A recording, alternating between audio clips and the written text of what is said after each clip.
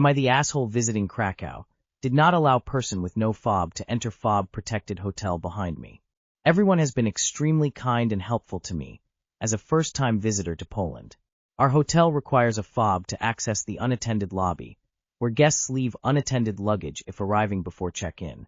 As I entered the hotel with my fob, a person was on her phone, waiting at the entry. She said she was trying to reach the management to gain access, but would come in behind me instead. I politely told her I could not let her in, but would contact management for her. She tried to push the door forward, and I continued to close it. She then told me to F off. She was a middle-aged woman, dressed fine and didn't look threatening, but it didn't seem appropriate for me to let her enter when other guests had belongings in the side room, visible in the lobby.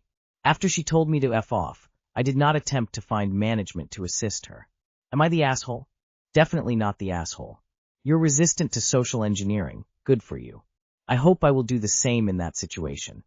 Not the asshole pretending to be busy with your phone is a classic scam to get people to let you into places. You did the right thing. Like, she was on her phone trying to contact the people in the lobby on the other side of the door? Right. One of my neighbors let a random dude into our building one time under similar circumstances. Thought he was here to see another tenant. The guy ended up taking a massive shit in our hallway. Would not recommend. California. Clear not the asshole. It's pretty much the most basic way to scam entrance into a protected building. Not the asshole. The issue is so common and well known that there's a term for it. Piggybacking. When I've had to do work-related security courses, they warn you not to let it happen. Not the asshole. If she had business in the hotel, she would have a way to contact someone who could let her in. Am I the asshole for taking off my shorts to dry them under a hand dryer? Hello. I, 27 male, was in a train station waiting to take an Amtrak train drinking some water. I somehow managed to spill the water all over my shirt and shorts. Not wanting to get on the train looking like I pissed myself, I went into the bathroom to deal with it. I stretched my shirt out to get it under the hand dryer and did a good job of drying that, but the dryer was too high off the ground to help out my shorts. So I looked around to make sure no kids were in there. It was somewhat crowded, but only adults, and slipped off my shorts to dry them more effectively under the dryer. I had underwear on, so it's not like it was anything indecent. When I did so, I heard one guy around my age say, "All right then," and a couple looks and didn't think anything of it. But one guy about 10 or 15 years older than me came up to me and said to cover up, and this is no place for that. At this point my shorts were 95% clean, but I don't like being told what to do, so I dried them for about 15 more seconds before putting them on. The guy muttered a holy and walked away. Was I in the wrong for doing this? It's a bathroom, and it's not like I was nude. Technically someone outside the bathroom could have seen the hand dryers if they really tried. But in my opinion, if you're peeking into a bathroom, that makes you a weirdo. So what's the verdict? I'm sorry, don't guys just whip their dicks out to use a urinal? Why would this be offensive at all, lol? Not the asshole. Not the asshole, that's about the least offensive thing I've seen in a train station bathroom. Not the asshole, and I agree with the other comment I saw that was saying it likely has to do with cultural expectations of men/homophobia. If a woman did this in the women's bathroom, no one would bat an eye, and in fact some people might stand as such so that it blocks them from view from the door or something to protect their privacy while they're dealing with the issue, not because it's offensive to others. Not the asshole. If I see a man in the bathroom wearing his boxers drying his shorts off under the hand dryer, I know his day has not been great, and I'm not going to judge him for it. Not the asshole. I'm not a man, so maybe I'm wrong, but don't you all just whip it out publicly to pee in there? So how is being in your underwear any more scandalous than that? Not the asshole, this sounds like some cultural homophobia to me. If a woman did this in a public bathroom, no one would blink an eye. Am I the asshole laughing out loud when my wife said the song Golden from K-pop Demon Hunters was demonic? So, my wife just got home from church in her church group and immediately said our kids should no longer be singing this song or watching K-pop Demon Hunters, saying someone in the group said it is demonic. I just laughed because that is outrageous. Wouldn't the song be more in line with Rumi facing her demons and seeing the light? Heck, if I wanted to turn it into belief, golden, or the light could signify God. I'm still eye-rolling as I type this. I'm not religious and I encourage my kids to make their own choice. But come on. Now she's upset and mad I laughed at her comment and said it was ridiculous. Am I the asshole? Not the asshole.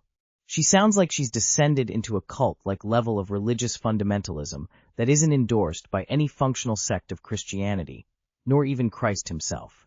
Tell her to read about Christ himself. He wasn't that much of a hardo about everything. I think you need to try get her to go to a different church, because it sounds like she's being sucked into a cult. Not the asshole, haven't seen the show myself, but it's literally about fighting against demons. FYI, your wife isn't a member of a church, she's a member of a cult. A cult that has a thin veneer of Christianity, but is all cult underneath. Not the asshole, whatever the popular thing with kids and teens is, D&D, rock music, Pokemon, Harry Potter. High control religions will feel threatened by and preach against. Maybe they just want to capture some of the attention with whatever is cool, I don't know. But I remember certain fringe religious people/orgs made an argument that Tickle Me Elmo was demonic, so. Not the asshole. Be careful. She sounds easily influenced, and when people start calling things demonic, it's a real slippery slope. Not the asshole.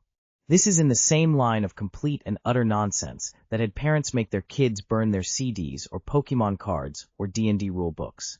Or people who were convinced they had to burn their kids' Smurf dolls or Cabbage Patch dolls or Care Bears because they were convinced these items were demon-possessed because a friend of a friend saw one, a doll not a kid, get up and run down the church aisle so the demon could flee during a sermon. Do not allow your wife to restrict what your kids can watch or listen to based on religious fanaticism. These ideas should be laughed at and treated as the complete nonsense that they are. Get your wife some mental health help ASAP. Am I the asshole for getting my MIL a room, but not my mom? My husband, kids, 9632, MIL mom, and I just took a week-long trip to a small town about 3 hours away that we like to visit. My husband, kids, and I all have friends there, so we probably go 3-4 times a year. When I was booking the trip, I asked both my MIL and my mom if they wanted to come. We'd cover the rental, they'd just have to take a separate car and cover the parking fee, about $50 for the week. My MIL said she was able to come, and my mom said she had plans and a doctor's appointment, so she didn't think she'd be able to make it. Once I got responses from both of them, I booked a rental. It has 3 bedrooms. One for me, my husband, and our 2-year-old, one for my MIL, and the upstairs loft/game room with 3 queen beds for the kids. A week before the trip, my mom said her plans changed, and she was able to meet up with us on the 3rd day. I told her that would be fine, but she'd either have to sleep in the kids' room or on the couch. She never responded. She showed up on day 3, and after I showed her around the rental, she asked where she'd be sleeping.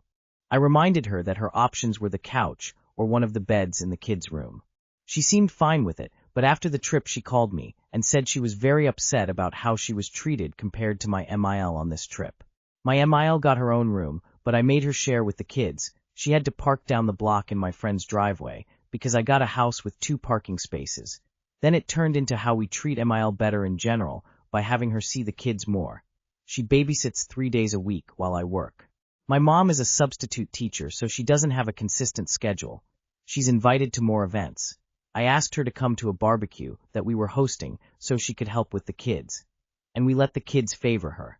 I reminded her that with the trip, everything was arranged for us and my MIL because she told us that she wouldn't be able to come.